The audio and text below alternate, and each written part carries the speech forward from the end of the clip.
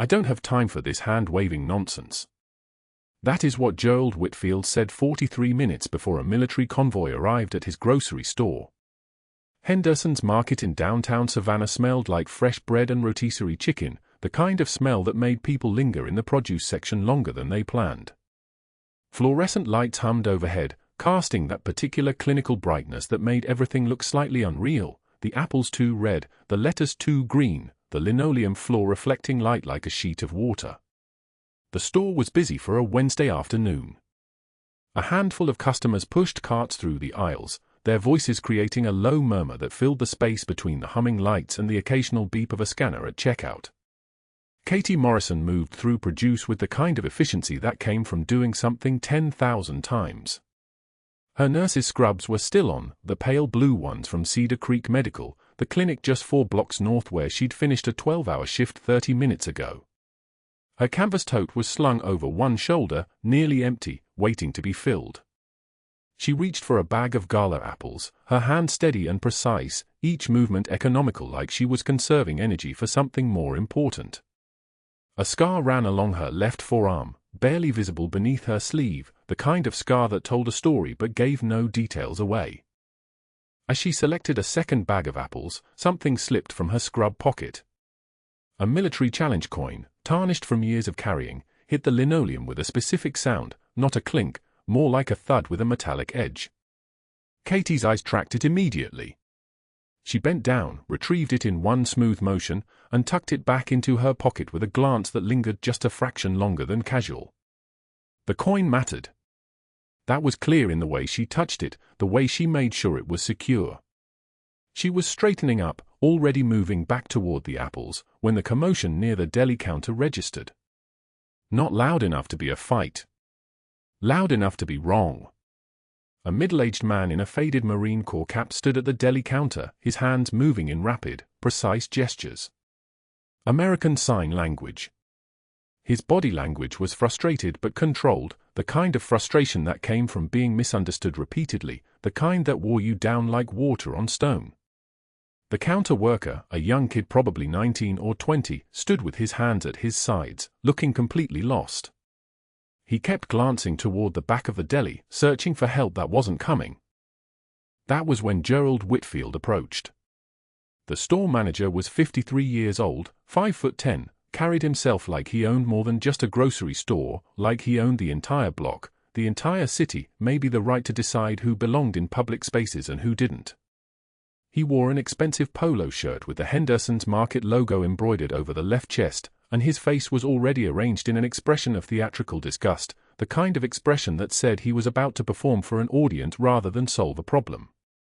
Whitfield walked directly to the deli counter, positioned himself between the deaf veteran and the counter worker, and crossed his arms. The gesture was deliberate. Territorial. He didn't speak yet.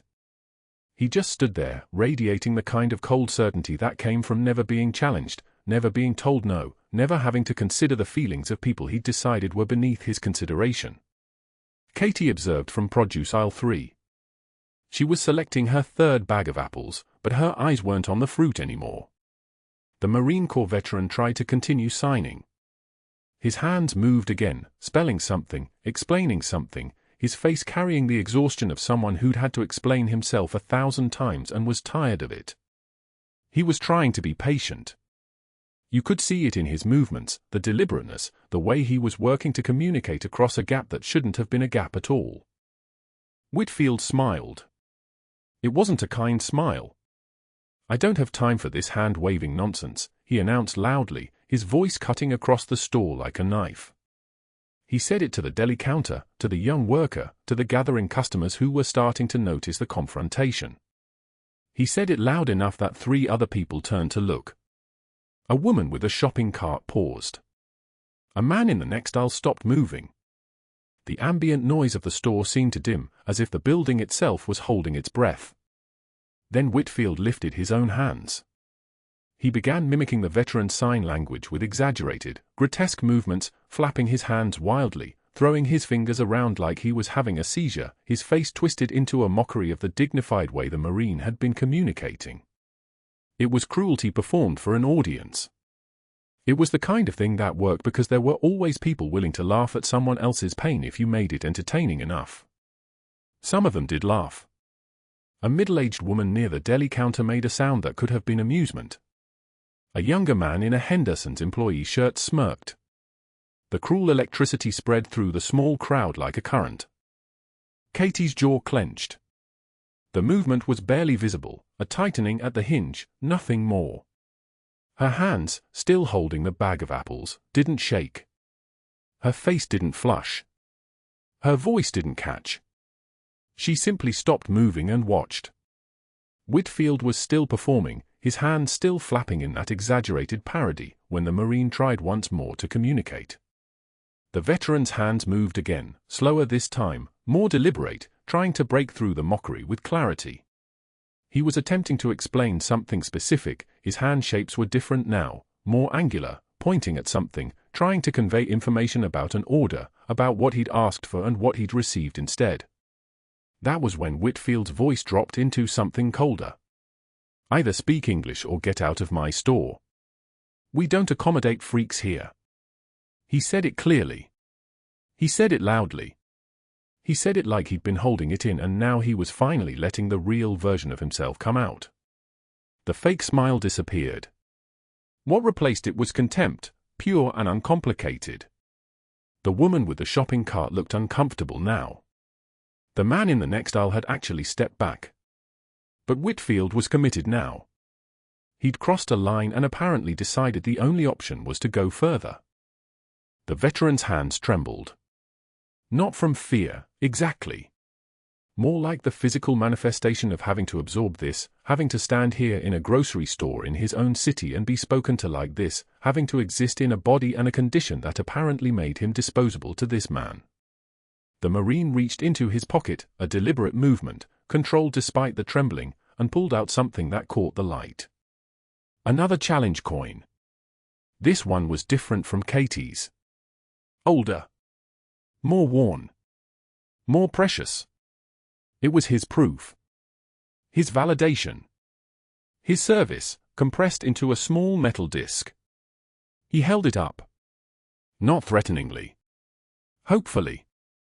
Like maybe this would matter, maybe this would change something, maybe this would remind Whitfield that he was a human being who'd done something worth doing, something that mattered. Whitfield looked at the coin. He looked at the Marine's face. And then, in one smooth motion, he reached out and slapped the coin from the veteran's hand. The sound it made on the linoleum was louder than it should have been. The coin skittered across the floor, spinning, catching light as it bounced near the vegetables section, coming to rest somewhere between the lettuce and the tomatoes. The Marine stood there, his hand still raised, his expression broken in a way that had nothing to do with not being able to hear and everything to do with being humiliated in public by someone with absolute power over the space he occupied. Whitfield didn't say anything else. He didn't need to. He'd said enough. He'd made his point. He'd made the Marine's point irrelevant. Katie Morrison was perfectly still. Her hands held the bag of apples with no tension, no tremor, no visible reaction. Her face was blank in a way that suggested she was choosing blankness, curating it carefully. But behind her eyes, something cold activated. Something surgical. Something that belonged to a completely different version of herself, one that didn't shop in grocery stores on Wednesday afternoons and didn't wear scrubs from a clinic for blocks away. She looked at the coin on the linoleum. She looked at the Marine. She looked at Whitfield, who was already walking back toward his office, satisfied, his power confirmed by the lack of resistance. Nobody else moved. Nobody else said anything. The store had gone quiet in the way that stores go quiet when something shameful has just happened and everyone pretends they weren't watching. But Katie Morrison was watching. And she was calculating. Katie stepped forward without hesitation, her movements fluid and precise as muscle memory took over. The fluorescent lights of Henderson's market cast harsh shadows across her face as she positioned herself between Whitfield and Martinez, her hands rising with practiced grace. She began signing, each gesture deliberate, each movement carrying weight, interpreting Martinez's order to the deli worker with the kind of fluency that only comes from years of embedded communication. Her hands moved like a surgeon's hands, confident and authoritative, translating his signed explanation: wrong cuts, wrong weight, wrong everything. The deli worker's eyes widened. She immediately started pulling fresh packages from the display case, her posture shifting from indifference to respect the moment she understood what was actually being asked of her. Whitfield's face flushed crimson. His jaw clenched as he watched Katie retrieve the tarnished challenge coin from the tile floor where it had skittered, her fingers closing around it with the reverence of someone handling something sacred. She pressed it into Martinez's palm without looking at Whitfield, a deliberate omission, a calculated refusal to acknowledge his authority. The coin caught the light, catching to the moment when something shifted in the store's atmosphere. 3 other customers stopped their shopping. One older man in a polo shirt straightened his posture slightly, recognition crossing his face. "You need to mind your own business, lady, or you'll be leaving with him," Whitfield snapped, his voice climbing higher now, the theatrical disgust replaced by something rawer, the sound of control slipping from his grasp like water through closed fists. Katie didn't respond. She simply continued her work, her body language saying what her voice refused to: he was background noise. She was here for Martinez. Everything else was insignificant. She helped gather the correctly prepared deli order, 3 pounds of honey ham, hand-sliced, the way he'd been asking for it the first time. Her jaw remained unclenched. Her breathing stayed measured. The trembling wasn't happening in her hands. It was happening somewhere deeper, locked behind ribs that had survived worse than this man's tantrums. Whitfield pulled out his phone with a sharp, aggressive motion. "I'm calling security. Both of you are getting escorted off the property and banned from this store." He stepped closer, positioning himself between them and the exit with the posture of someone who believed the store's architecture was his to control. His fingers jabbed at his phone screen as he spoke to his assistant manager, loud enough for Katie to hear every word. "Can't have military types scaring off the country club customers we're trying to attract. Bad for business. Bad optics." The veteran security guard, a man named Clayton, Katie noted, who wore a small Army Ranger tab on his jacket, approached them with visible reluctance, his eyes carrying an apology before his mouth did. He was maybe 55, with the kind of bearing that came from actual service, not performance. And then Martinez's eyes widened. He studied Katie's face with sudden intensity, recognition flooding across his features like a door opening in a wall she'd built years ago. His hands moved, signing a question that hung in the recycled air like a grenade with the pin pulled. "Marja, 2010? You pulled my unit out of that compound." The store went dead silent. Not quiet. Silent. The kind of silence where you can hear the electrical hum of the freezer unit and the distant beep of the register. Katie's eyes met his for exactly 2 seconds. Her slight nod was barely perceptible, a micro-movement so controlled it could have been a trick of the light. Not an admission. Not a confirmation. Just acknowledgement that he was right, that the past was somehow standing in a grocery store in Savannah wearing scrubs, that some threads of memory didn't get cut no matter how hard you pulled. She reached into her pocket and withdrew a business card from Cedar Creek Medical. The card trembled in Martinez's hand, not her hand, as she pressed it into his palm beside the coin. Her voice, when she finally spoke, was steady as a surgical laser. "My shift ends at 6. Call the clinic number on the back. Ask for Katie." It wasn't a request. It was a command wrapped in the tone of someone accustomed to being obeyed in situations where lives depended on it. Clayton, the security guard, stepped forward, his expression caught somewhere between duty and shame. "Ms. Morrison, I'm going to need you both to come with me." Katie didn't resist. She didn't protest. She simply turned toward the exit, her body moving with the kind of calm that comes from having already survived the worst, from being pulled out of compounds, from holding pressure on wounds, from knowing that embarrassment and removal from a grocery store were statistics on a scale she'd already learned to measure. Martinez signed something rapid and angry at Whitfield, gestures sharp as accusations, but Katie was already moving, already surrendering to Clayton's escort because there was a bigger picture here, a calculation she was running in real time. Whitfield was unstable. Whitfield was threatened. Whitfield was the kind of man who didn't handle loss of control well, and she'd just demonstrated her control in front of an entire grocery store full of witnesses. That evening, alone in his office above Henderson's market, Dr. Whitfield sat nursing expensive scotch that tasted like ashes. He couldn't shake the interaction. Couldn't move past the moment when that nurse had simply dismissed him. The way Martinez had looked at her. The way she'd handled the situation with the kind of precision that suggested this wasn't her first crisis, her first confrontation, her first time being told to leave somewhere. He picked up the business card his assistant had retrieved from the floor. Katie Morrison, RN, Cedar Creek Medical. The letters seemed to glow under his desk lamp. Why would a random nurse know military sign language that fluently? Why had a combat veteran responded to her with that look of recognition, of mission completion, of soldiers finding their way back to each other across years? He made the call at 8:53 p.m., his voice carrying the entitled confidence of a man accustomed to having power distributed among his social circle like party favors. His brother-in-law answered on the third ring, Richard Bancroft, hospital board member, positioned to make inquiries without raising alarms. "I need you to look into one of your nurses." Katie Morrison. "Department, I'm not sure. But something's off about her." Whitfield's voice carried the particular tone of someone who believed he discovered something, who didn't yet understand that discovery and actual danger were different categories of being. "She was involved in a disturbance at my store. Got involved in situations that weren't her business. And he paused, searching for the word. A connection. To that veteran. Military. The way she signed to him, the way he looked at her. "I'll see what I can find," Bancroft said, already calculating how to weaponize employee files and background systems.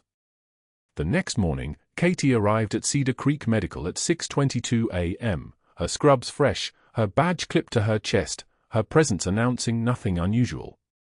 But by 9:15 a.m., she was called into a meeting with hospital administrator Dr. Helen Pierce and two people from Human Resources. They asked pointed questions about her background, her qualifications, where she'd learned ASL. She answered with the kind of precision that military people used when they'd been trained to provide information while revealing nothing of substance. Her credentials checked out. Her references were solid, though one number, listed as military training contact, rerouted to a disconnected line. By lunch, Katie noticed the unusual activity. Her employee file had been accessed. Her references were being called. In the break room at 1:08 p.m., she overheard two administrators discussing a background audit on a nurse who'd recently been involved in a customer service incident at a local retailer. The words security concern and conduct review floated through the recycled air like warnings. That afternoon, alone in her locker, Katie opened a locked drawer and pulled out a surveillance file. Inside was information on a patient currently receiving treatment at Cedar Creek, a defense contractor named Morrison, related to her only by coincidence and cover story. The file contained medical records that didn't match his employment history, treatment patterns that suggested someone was being poisoned, gradually and systematically, through a kickback scheme involving pharmaceutical representatives and hospital administrators. Her nursing position wasn't just employment. It was her assignment. The operation had a timeline. She had maybe 4 weeks to gather evidence before the contractor went septic.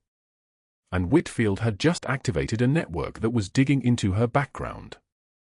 That evening, Whitfield received the first report from Bancroft. Katie's credentials checked out perfectly. Too perfectly. Her employment history showed gaps, military service, apparently, though records were sealed. Her references included that disconnected line that rerouted somewhere classified. Her ASL fluency appeared to come from direct combat experience, possibly DevGru or similar specialized units. She had a medical degree. She had a nursing certification. She had something else too, something that didn't appear on any official record but existed in the space between what was documented and what was real. Whitfield smiled. He leaned back in his leather chair, scotch in hand, confident that he'd found the thread. "There's something here," he said into his phone to Bancroft. "Keep digging. Find out what this nurse is really doing at Cedar Creek." Because she's not just there to check blood pressure. What happened next didn't just silence the room, it would end a career. That evening, Gerald Whitfield sat in his office above Henderson's Market, the one with the mahogany desk and the floor-to-ceiling windows overlooking downtown Savannah, and he could not stop thinking about her face. Not the nurse's face, the moment it changed. The precise second when she stepped between him and the deaf Marine, when her hands moved with absolute fluency in that ridiculous hand-waving language, when she picked up the challenge coin from the linoleum with the kind of reverence usually reserved for religious artifacts. He'd seen something shift behind her eyes. A door opening. A threat recognizing itself. Whitfield poured 3 fingers of Macallan $25, $400 a bottle, the kind of scotch that tasted like authority, and turned toward the window. The market below was closing.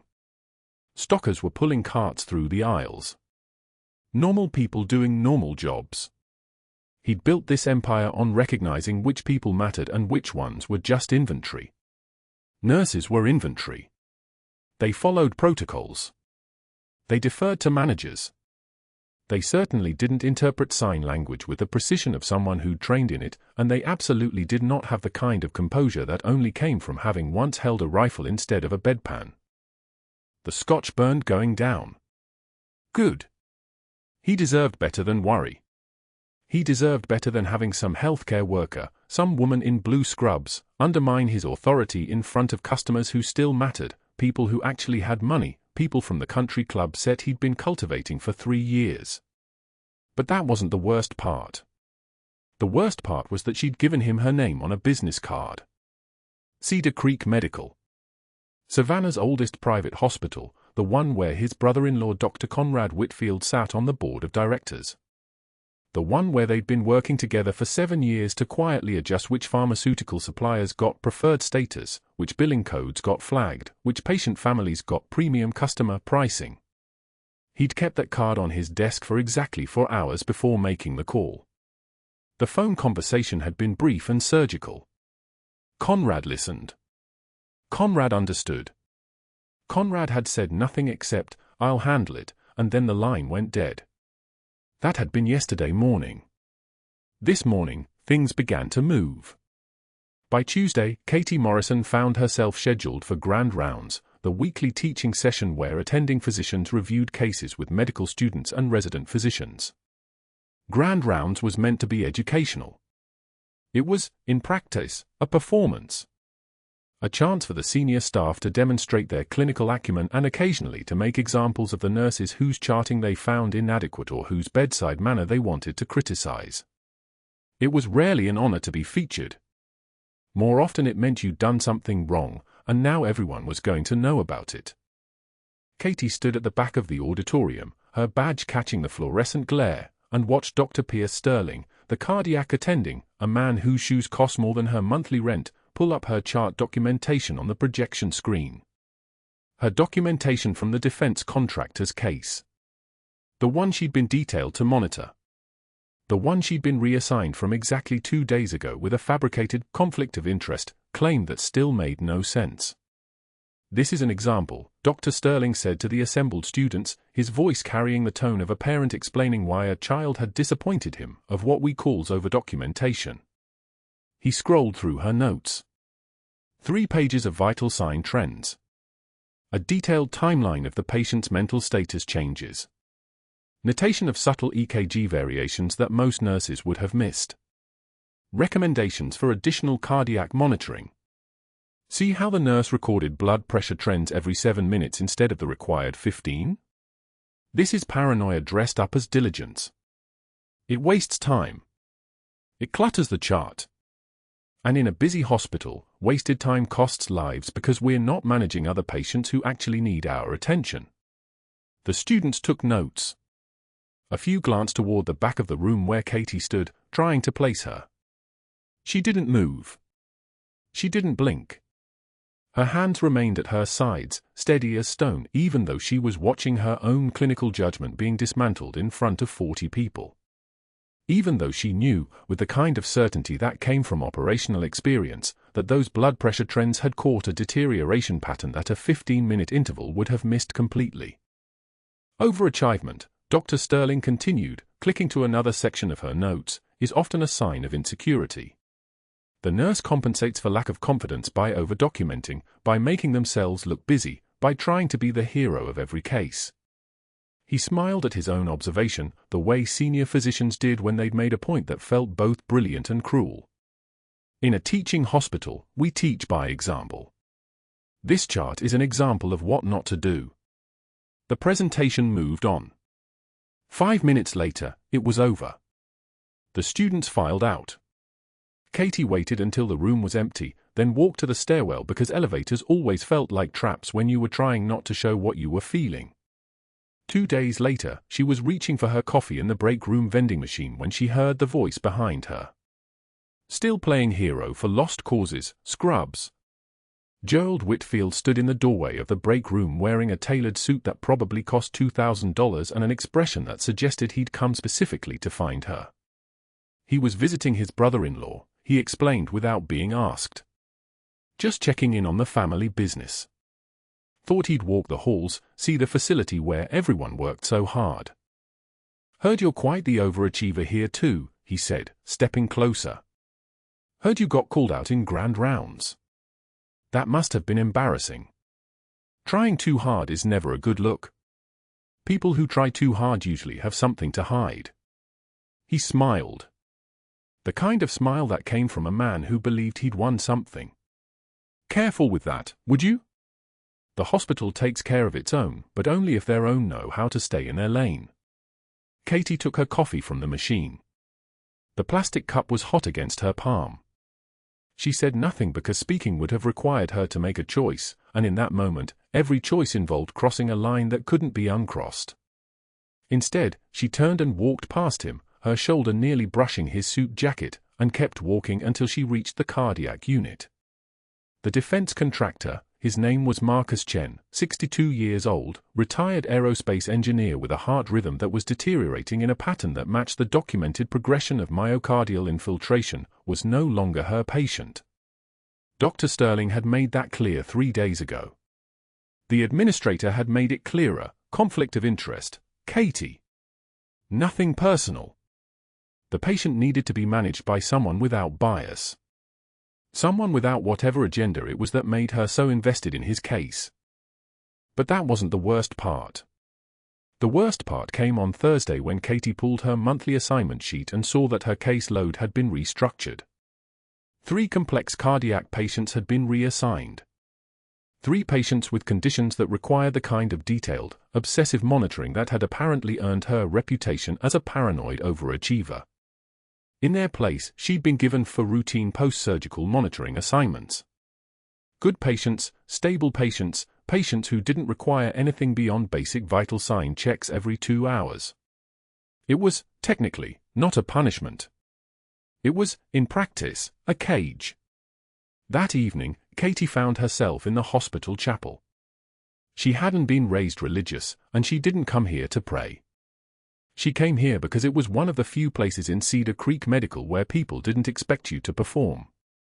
Where you could sit in the dark, the chapel only had candles, not overhead lights, and think about how the system that was supposed to be about patient care had become about protecting profit margins. She reached into her scrub pocket and pulled out the challenge coin that Martinez had given back to her before security escorted her from Henderson's market. The coin was tarnished, its relief worn smooth from decades of use, from being carried through deployments and carried home again. She'd never been superstitious about objects. Objects were just metal. But this coin had been in the hand of a Marine who'd served under her command in Marja in 2010, who'd bled in a compound when their medic went down, who'd been pulled out by a woman who understood that the line between tactical decision and medical decision was sometimes the width of a scalpel. Her hands began to tremble. Not from fear. From the precision of restraint, the kind that came from knowing exactly how much damage her hands could do if she allowed them to move. She gripped the coin tighter. Her knuckles went white. Around her, the chapel remained silent except for the soft hiss of air from the climate control system, that perpetual whisper that hospitals made, the sound of perfectly maintained temperature in rooms built to contain human suffering. She'd been handling people's worst moments for 18 years. She'd learned to compartmentalize, to distance herself, to be the steady presence that didn't fall apart when everything else did. But this was different. This was watching the system that had taken her into its embrace, the hospital, the profession, the carefully constructed identity she'd built in Savannah, conspire to neutralize her. To reassign her away from the one case that mattered. To make an example of her competence as if competence were something shameful. She didn't know yet that Conrad Whitfield had gone further. That he'd begun the process of adjusting hospital policy to require additional oversight on Katie Morrison's clinical decisions. That he'd orchestrated a peer review process that had nothing to do with the actual medical care she'd provided and everything to do with destroying the credibility that made her dangerous. She didn't know that the system was about to close in, tighter and tighter, until she either broke or revealed herself. But she could feel it coming. The way you felt a storm before the rain. The way you knew an operation was about to go catastrophically wrong. The way you recognized that you were running out of time. The next morning arrived like a clock ticking down to zero. Cedar Creek Medical's cardiac recovery ward was designed for patients whose worst was supposed to be behind them, machines beeping reassuring rhythms, the smell of antiseptic and fresh linens, nurses moving between rooms with the casual confidence of people managing stability.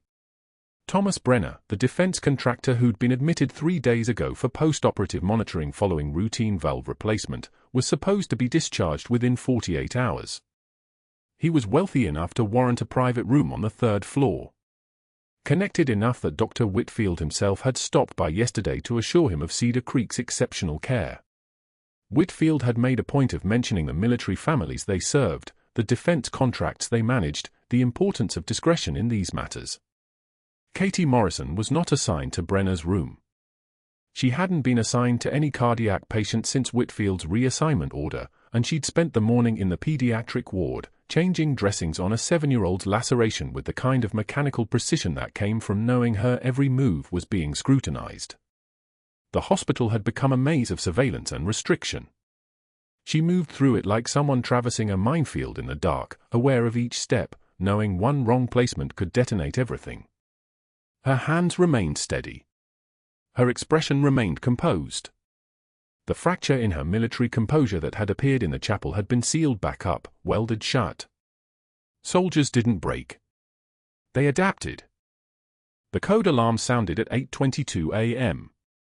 Not the overhead announcement, the direct alert that brought every available chest in the hospital running.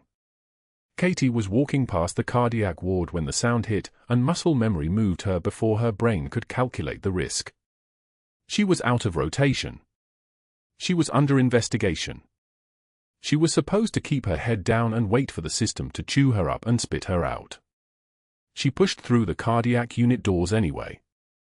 The room was chaos wearing a mask of professionalism. A junior resident named Morrison, no relation, was standing frozen at the bedside, his hands hovering over Brenner's bare chest while the patient's EKG traced a line like a seismograph recording an earthquake. Asystole. Complete cardiac arrest. No electrical activity. No heartbeat. The resident's mouth was moving but no words were coming out. A nurse was running epinephrine. Another was setting up the defibrillator. And nobody in that room had any idea how to perform the one procedure that might bring him back when standard protocols failed. Katie didn't hesitate. She didn't calculate consequences or review her employment status. She moved like water flowing downhill, inevitable and unstoppable. Get me a scalpel and a 6-0 monofilament. Now. Her voice had changed. It wasn't a request. It wasn't polite. It was a command that moved through the room like a shockwave, and 3 hands immediately reached for the crash cart. The resident stepped back without protest. Katie scrubbed her hands in exactly 17 seconds, the muscle memory of 1,000 battlefield procedures, and her gloved hands were on Brenner's chest before anyone had time to form an objection. Left anterolateral thoracotomy, she said quietly, and the scalpel moved. The incision was precise, anatomically perfect, the kind of cut that spoke of hands that had made the same motion in operating tents and helicopter bays and compounds where time was measured in seconds before everything exploded. The smell of copper bloomed, blood, iron-rich and immediate. Her left hand found the ribs and spread them with the practiced motion of someone who'd done this under fire, who'd learned to place fingers in spaces that shouldn't have openings and make them hold anyway.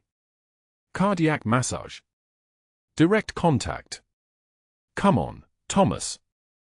Her right hand was inside his chest cavity, fingers finding the heart and beginning compression with a rhythm that matched no textbook and matched every battlefield protocol she'd ever learned. Direct cardiac massage. The procedure that senior surgeons debated, that medical schools taught as emergency only, that required a particular kind of training that came from places where the alternative to brutal efficiency was watching someone die in front of you. Her compressions were controlled, powerful, each one a command to a failing organ to remember how to work. Come on, she said again, and there was no emotion in her voice, only the absolute certainty of someone who had brought people back from worse. 30 seconds. 60. Her compressions never wavered. A monitor tech called out vitals with the urgency of someone watching a patient climb back from the edge. BP climbing, 80/50. Heart rate, 140, sinus rhythm starting. Katie's hands continued their precise compressions, each one a negotiation with biology. The resident who'd frozen was now assisting, his hands shaking, but assisting. Another nurse had gone pale in the corner, her phone down, her eyes locked on the chest cavity and the hands moving inside it. Then Katie felt it. The quiver of response. The subtle change in resistance that meant the heart was remembering its job. She watched the monitor as a coherent rhythm emerged from the chaos, not perfect, but real, electrical activity that meant the patient was coming back. Meant her hands had worked. Meant she'd won the argument with death, at least this round. Close it, she said, stepping back with the same mechanical precision she'd brought to the opening. Standard closure. Let's keep him stable. She stepped away from the bed, her hand still trembling with the chemical afterburn of adrenaline, and that's when she saw Chen.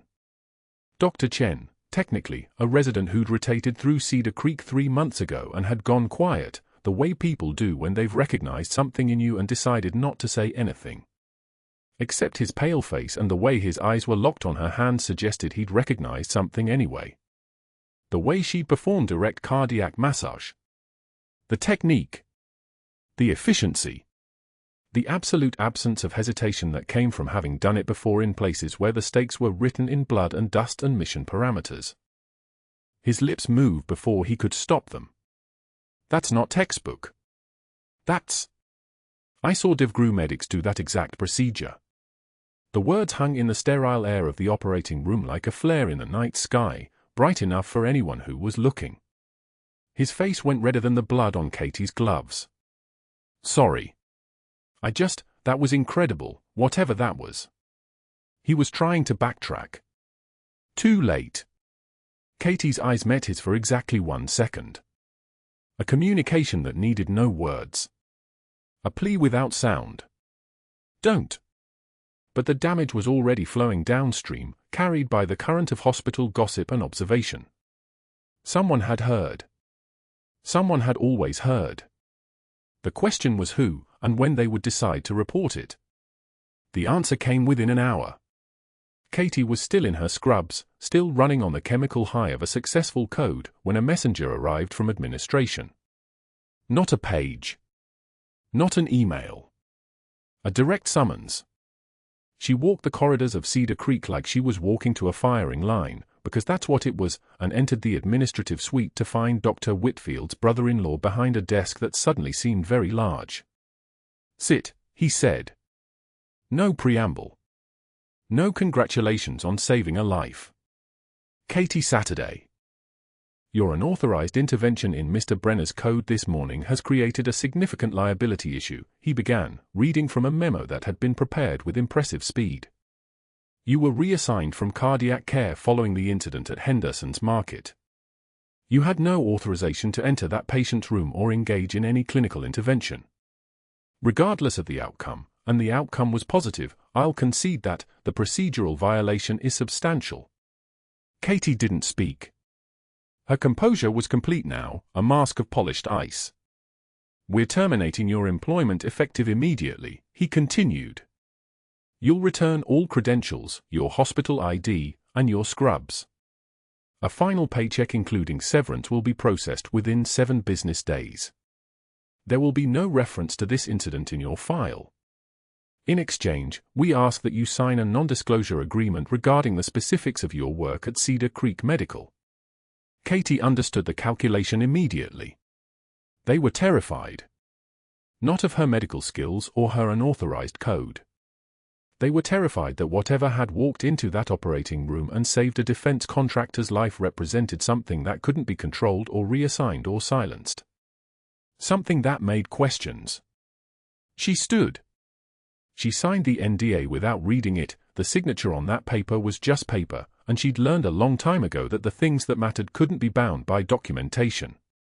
She walked out of the office, returned to the locker room, and began removing her scrubs with the same precision she brought to everything. The fabric had become familiar over these weeks. The pockets knew the weight of her badge. The fabric had absorbed her sweat and her restraint and her absolute refusal to give them satisfaction. The laundry room was empty except for Marcus, the evening attendant, who watched with uncomfortable pity as Katie approached with the folded scrubs in her hands. "You're leaving?" he asked, already knowing the answer. "Yes." She set the scrubs on the counter with a small thud of finality. Her fingers brushed the challenge coin in her pocket, the one the deaf veteran had handed her what felt like a lifetime ago. The one she'd kept close through every humiliation and every strategic blow Whitfield had delivered. She was running out of time. The investigation at Henderson's market was still open, but it was open because of her interference. Because she'd helped someone. Because she'd chosen humanity over protocol. Her phone was vibrating in her jacket pocket. A text from an unknown number: "Step outside. Now." Katie walked toward the exit without explaining anything. Marcus didn't ask. He'd learned not to. The evening air of Savannah hit her face like a benediction, warm and heavy with the smell of rain that was coming, rain that would wash something clean or just make everything darker. She moved toward the parking lot, her civilian clothes feeling wrong against her skin, when the sound hit, rotor wash so low and thunderous it rattled car windows and triggered alarms across the lot. The sky above the adjacent field suddenly filled with aircraft, massive, military green, moving with the kind of precision that came from pilots who'd inserted into compounds and landing zones where failure meant death. A Black Hawk descended with its rotors creating a storm that pushed rain and dust across the parking lot. 2 tactical trucks and a Humvee pulled into formation with the kind of synchronization that couldn't be improvised. Shoppers from Henderson's market began pouring out, phones up, filming. Military boots hit the pavement. Katie's entire body went rigid. No. Not here. Not now. Not when she'd already lost, already failed to complete the mission, already handed everything over in a file signed with her name. Within 48 hours of Katie's termination paperwork hitting Cedar Creek Medical's HR system, federal auditors arrived at Henderson's market offices with the kind of precision that only military-trained investigators possess. They didn't announce themselves. They simply appeared in the conference room at 6:33 a.m. with credential cases and a warrant that made Gerald Whitfield's legal team go pale. The auditors moved like they'd done this 100 times before, because they had. Military contracting fraud didn't solve itself. The seized records told a story that made the local FBI field office call in reinforcements. Whitfield's premium customer pricing program wasn't a loyalty scheme. It was a systematic extraction operation targeting military families and disabled veterans. The auditors found 412 separate billing overcharges over 36 months, averaging $847 per transaction. Veterans and their families were charged 34% above standard pricing while other customers received the promised military discounts that Whitfield's assistant manager was instructed never to actually honor. The money didn't disappear into thin air. It flowed into accounts connected to Dr. Gabriel Whitfield's brother-in-law at Cedar Creek Medical, the same administrator who'd orchestrated Katie's humiliation during grand rounds, who'd signed the orders restricting her access to cardiac patients, who'd personally approved every policy change designed to make her position untenable. The conspiracy unraveled because Katie had done exactly what a Master Chief Petty Officer does: she documented everything. Every reassignment. Every policy memo. Every clinical restriction. The auditors found her personal file, cross-referenced it with Henderson's Market's investigation into her background, and realized Whitfield had panicked. He'd tried to remove the one person at Cedar Creek who was paying attention, the one person whose hands-on intervention with a cardiac arrest victim had saved a defense contractor's life, a contractor whose billing records were now the linchpin evidence in the federal case. Whitfield's brother-in-law submitted his resignation from Cedar Creek's administrative board before federal prosecutors could file charges against him. The resignation didn't protect him. It only accelerated the investigation. Military auditors had already traced the pharmacy kickback scheme. Whitfield had been inflating medication costs for defense contractor employees, splitting the overcharges with hospital administrators who approved inflated billing, and using the grocery chain's premium pricing as a financial laundry operation. The money went in as fraudulent medical charges and came out as cash through the store's daily reconciliations. Elegant. Invisible. Federal crime. The media descended on Savannah like a formation of Black Hawk helicopters descending on a hot landing zone. The local news ran the headline at 11 p.m. on a Tuesday: Savannah grocery chain, hospital administrators charged in veteran exploitation scheme. By Wednesday morning, Henderson's Market had become a symbol of something darker, the betrayal of people who'd already sacrificed everything. Veterans who'd had their families financially drained by fraudulent pricing began organizing. Military families with connections to local media outlets started giving interviews. The story went regional, then national. CNN ran a segment titled "How One Grocery Chain Targeted Military Families." The damage spread like a blood clot in an artery, fast and impossible to stop once the process began. Whitfield's investors terminated their franchise agreements within 2 weeks. They didn't want their names attached to this narrative. His largest customer base, military retirees and active-duty personnel from Fort Stewart and Hunter Army Airfield, boycotted the chain with the kind of organized precision that only military culture produces. Parking lots that used to be full by 8 a.m. sat nearly empty by day 5. Sales dropped 68% in the first month. Whitfield's board moved to force him out of his operational role, but he made the decision for them. He resigned and filed for bankruptcy on the same day. His personal savings evaporated into settlement agreements. 37 military families received restitution averaging $12,400 each. His lawyer's fees consumed another $340,000. His ownership stake in Henderson's Market was liquidated at a loss that he'd spend decades recovering from, if he recovered at all. The chain was sold to a new ownership group within 6 weeks, rebranded as Savannah Community Market, and they immediately implemented a 15% military discount program that actually worked.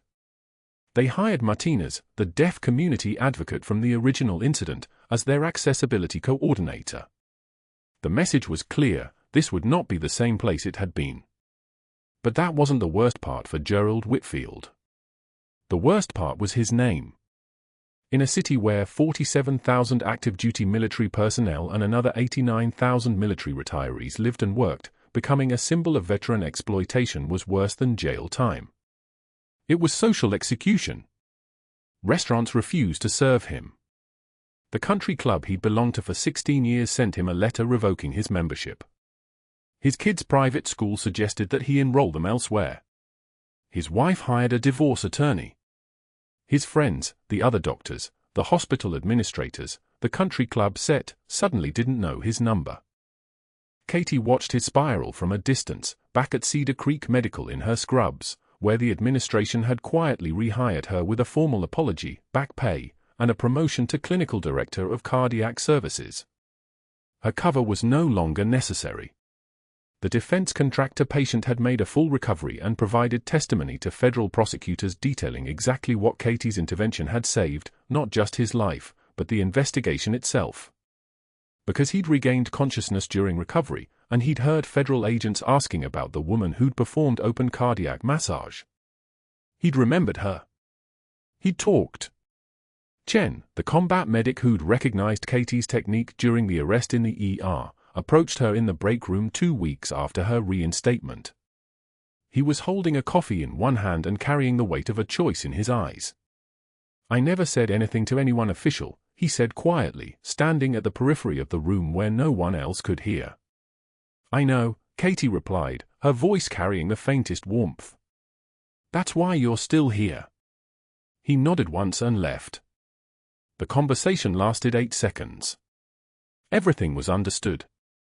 Gerald Whitfield spent his remaining days in Savannah teaching CPR certifications to teenagers who didn't care, in a community room at the back of the rebranded grocery store, for $15 an hour.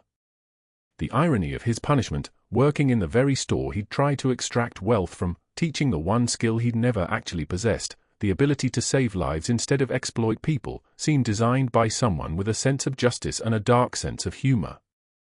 6 months after his public collapse, Katie stood in that same store on a Tuesday afternoon, pushing a cart through the produce section, wearing the same kind of civilian clothes she always wore off duty. She saw him through the glass window of the community room, demonstrating chest compressions on a CPR dummy to 4 teenagers who were scrolling on their phones. His voice was flat, robotic, the kind of tone that comes from reciting something you've memorized but never believed. He looked up and saw her at exactly the moment his eyes crossed the threshold of the glass door. Something died behind his pupils. The recognition. The realization. The understanding that she knew exactly where he was and what he'd become, and that she'd chosen to simply observe it rather than destroy it further. Katie didn't gloat. Didn't smile. Didn't even pause. She just held his eyes for 1 full second, gave the smallest possible nod, and continued shopping. At the deli counter, Martinez, the deaf community advocate, was working as the accessibility coordinator. He saw Katie approaching and signed a greeting that she returned with fluent precision. The deli worker behind the counter, the same one who'd witnessed everything from that first day, prepared Katie's order without her having to ask. When she reached for her wallet, he waved her away. "On the house, Chief." Always.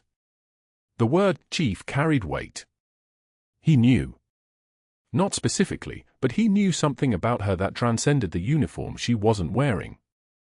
Katie accepted the gesture with quiet grace and moved toward the checkout. As she walked toward her car, she passed the community room one more time. Whitfield was breaking down the CPR dummy, preparing for the next class of indifferent teenagers, his movements mechanical and hollow. The sound of him packing away the equipment, the vinyl scrape of the dummy being returned to its case, the soft click of latches closing, was the sound of someone who'd been reduced to nothing by his own choices. The veteran security guard, now head of security for Savannah Community Market, was standing at the entrance when she exited. He saluted her with the kind of precision that spoke of military training. She returned it crisply, and he held her eyes for a moment that communicated understanding beyond words. In her car, Katie opened the glove box and placed the challenge coin inside, the one she'd retrieved from the floor that day, the one she'd carried in her pocket through every humiliation, every false accusation, every institutional conspiracy designed to break her. It rested now beside her DevGru insignia and a faded photograph of her team in Marja, 2010.